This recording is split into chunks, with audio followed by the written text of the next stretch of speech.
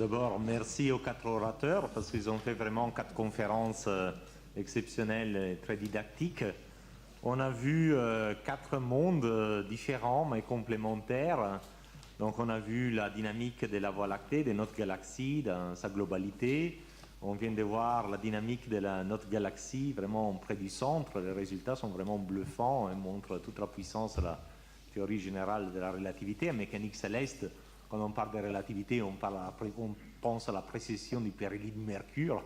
Et là, on vient voir vraiment que la théorie de la relativité est vraiment quelque chose de bien plus complexe que la simple précession de l'orbite de Mercure. On a vu aussi parler de l'origine des systèmes planétaires et l'origine des systèmes des satellites. Alors aujourd'hui, les systèmes planétaires et les systèmes de satellites semblent être très simples par rapport aux galaxies, mais leur mécanisme de formation est en revanche très complexe. Et la preuve, en fait, que les systèmes des planétaires et les systèmes satellitaires sont très divers entre eux, alors que les galaxies, finalement, se rassemblent pas mal entre elles. Donc ça veut dire que dans la construction de ces systèmes, des satellites et des planètes, il y a beaucoup de choses qui se passent. Donc on a vu Sean suggérer qu'en fait, il y ait une sorte d'arborescence des chemins possibles avec des bifurcations qui donnent origine à des structures différentes à la fin. Et Sébastien Charnoz même suggère que pour les différents systèmes de satellites, il y ait carrément des processus de formation différents.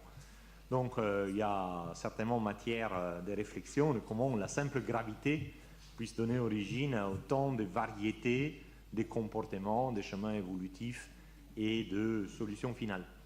La dernière réflexion que je me ferai, qu'aujourd'hui on a vu beaucoup de résultats récents, vraiment l'état de l'art, ce qui montre que l'Europe et la France, un des pays principaux de l'Europe, sont à la pointe dans ces domaines, par les biais instrumentaux, bien sûr. On a mentionné la mission Gaïa, qui est un véritable bijou de l'Agence spatiale européenne, et on vient de voir l'instrument Gravity, qui est un véritable bijou de l'Observatoire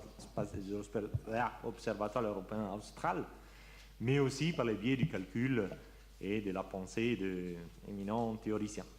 Donc tout ça est assez encourageant et j'espère que les générations futures, j'ai vu pas mal de jeunes ici dans la salle, soient inspirés par ces résultats tout à fait innovants pour vouloir continuer à mener les flambeaux de la recherche européenne. Merci. Merci beaucoup.